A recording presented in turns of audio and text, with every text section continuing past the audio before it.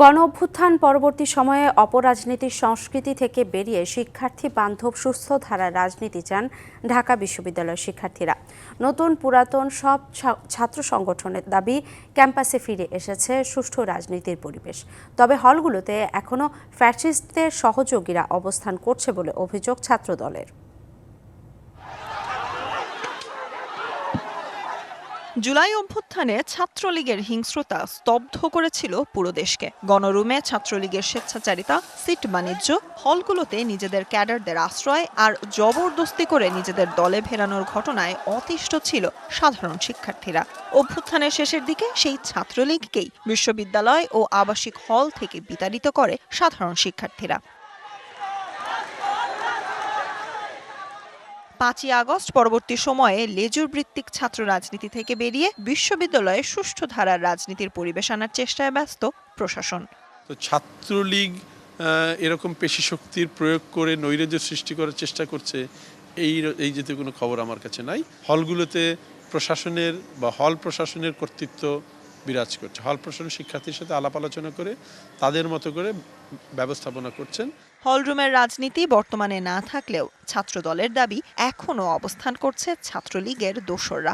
এখনো হলগুলোতে একটা সংকুচিত পরিবেশ বিরাজমান। বিগত দিনগুলোতে একটি ছাত্র সংগঠন যেভাবে একক নিয়ন্ত্রণ করে বিশ্ববিদ্যালয়ে হলকে কক্ষিগত করে রাখত, ঢাকা বিশ্ববিদ্যালয়ে আগামী দিনগুলোতে কোনো ছাত্র সংগঠন যাতে এই কার্যক্রম পরিচালনা না করতে পারে, বিশ্ববিদ্যালয় প্রশাসনের যে দায়িত্ব তারা তাদের সেই দায়িত্ব পালন করবে। আবাসিক হলের পাশাপাশি বিশ্ববিদ্যালয় ক্যাম্পাসে সহিংসতার রাজনীতি সংস্কারের মাধ্যমে শান্তিপূর্ণ সহাবস্থানের দাবি ছাত্র নেতাদের। এখন সাধারণ শিক্ষার্থীরা তাদের বৈধ উপায়ে সিটগুলো পাচ্ছেন এবং নিজেদের সিটে থাকতে পারছেন, ফলে তাদের উপরে ছড়ি ঘোরানোর মতো অন্য কোনো সুযোগ আসলে কমে যায়।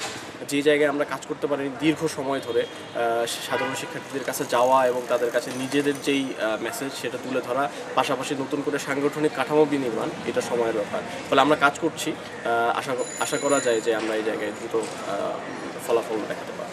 আমরা বলেছিলাম যে দলীয় দাসত্ব ও লেজুর ভিত্তির বাইরের ছাত্র রাজনীতি, পেশি শক্তি ও কালো টাকার বাইরের রাজনীতি, তাহলে এইটা কীভাবে হবে? এটার জন্য তো অবশ্যই একটা ইন্টারনাল ডেমোক্রেসিক চর্চা থাকবে। যদি ছাত্র সংগঠন নিজেরাই গণতান্ত্রিক চর্চার ভিতর দিয়ে নেতৃত্ব নির্বাচন না করে, তাহলে তারা কীভাবে দেশে গণতন্ত্র প্রতিষ্ঠা করবে? তাদের নিজস্ব পাওয়ারেই তারা হচ্ছে যে শিক্ষকদের সিদ্ধান্ত করছেন, তারা পড়াশোনার মাধ্যমে হলগুলো পরিচালনা করছে। আর আগে ছাত্রলীগ আমরা দেখেছি অলরেডি সিদ্ধান্ত নিয়ে ছাত্রলীগ, তো এখানে একটা বিশাল পরিবর্তন এসেছে। এখানে শিক্ষার্থীদের সাথে আলোচনা পড়াশোনার বিষয়গুলো পরিচালনা করছে। সহিংসতা থেকে বেরিয়ে ছাত্র রাজনীতি হবে শিক্ষার্থীদের কল্যাণে, এমনটাই প্রত্যাশা সবার। Sultana Swarna, DBC news, Dhaka.